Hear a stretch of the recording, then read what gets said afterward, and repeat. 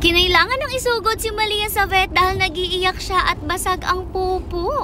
Hello pack members! Welcome back to Husky Pack TV! For today's video, talagang super bothered na nga tayo kasi alam nyo ba, narinig natin itong si Malia iyak ng iyak?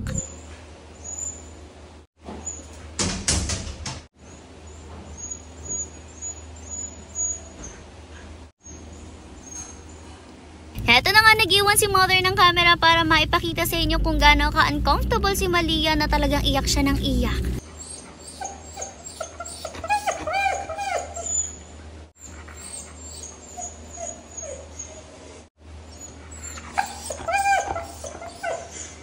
O, diba, sobra na rin talaga yung pag-iyak niya at sa totoo lang, hindi naman talaga ganito si Malia. Alam niyo naman ang Malia natin, super chill lang rin talaga siya at saka lang siya iiyak kapag number 1, may kailangan siya, number 2, napupupo siya at ayaw niyang pumupo dito, number 3, kapag nangihingi ng pagkain, or worst, kapag nga may nararamdaman siyang masama. Tapos, syempre, feel nga natin na may nararamdaman na talaga siya dahil nga kita niyo naman talagang mukhang hindi naman siya nagugutom, hindi rin nauuha dahil nabigyan na rin naman siya ng tubig. Mas nakakatakot pa nga dahil alam niyo naman magkasama sila ni Cyber, tapos si Cyber nga nawala siya talaga dahil nga sa sakit niya. Kaya naman ng mga oras na to, talagang hindi lang si Malia ang hindi mapakali, pati na rin nga ang mother natin. Diyos ko, hindi na rin talaga mapakali. Kaya naman heto, talagang hindi na nga nagdalawang isip si mother na dalhin na rin nga siya finally sa vet. Alam nyo ba, kahapon pa talaga dapat natin siya dadalhin kasi nga nag-iiyak-iyak na rin talaga siya kahapon. Paalis na rin nga sana tayo kahapon, pero nung mag-message nga si mother kay Ma'am Christine, wala naman nga daw siya doon sa vet. Kaya naman ipinagpabukas na lang rin natin ang pagdadala kay Malia at ngayon nga early in the morning ay heto, talagang after nga ng kanilang mga gawain, paglabas, pagkain, diretso na rin nga tayo. Dito nga pinalabas na rin siya at heto, talagang diretso na rin naman siya sa labas. Akala niya nga yata dito liliguan siya. Diretso rin nga siya dito sa off-leash area, tapos in-observe rin muna dahil ang sabi rin nga ng mga kuyas natin ay parang basag nga daw ang pupo ni Malia. Alam niyo naman, malaki din talagang factor yung pupo nila. Diyan mo rin kasi talaga makikita kung meron ba silang nararamdaman. Kaya naman sa mga fur parents na ko, hindi na talaga kami nadidiri sa pupo kasi sanay na rin tayo dyan dahil yan din talaga yung basihan natin ng health ng ating mga fur babies. Madalas kasi talaga kapag basag ang pupo ng mga fur babies natin, it's either hindi hiyang sa kanila yung kinain nila or talagang may sakit sila or may nararamdaman. Dito nga, pinatambay rin muna si Malia sa labas at ayan nga, tambay lang siya noona pero maya-maya pa nakaramdam na rin siya ng pagna-number 2. Sumiksik pa nga siya dyan sa kasuluk-sulukan ng mga motor para dyan nga magpupo. Umikot-ikot na rin siya, tapos si mother naghanda na rin nga niyang dustpan para masalungan kapag niya. Kasi basag yung pupo na ganyan, talagang napakahirap linisin lalo na nga sa ganitong batuhan. Tapos syempre, delikado rin nga kung mahimod ng pack members natin yung pupo niya. Kita nyo naman talagang basag na basag siya, tubig na tubig, kawawa na. Nakakaloka nga dahil pagka pupo niya, dumiretso na nga agad siya ulit papasok sa loob. Akala niya yata talagang pinapupo lang siya dito. Naghowling pa nga siya dyan sa loob dahil pilit siyang tinatawag ni mother. O diba, nag-umpisa pa talaga ng kaingayan sa ating pack members.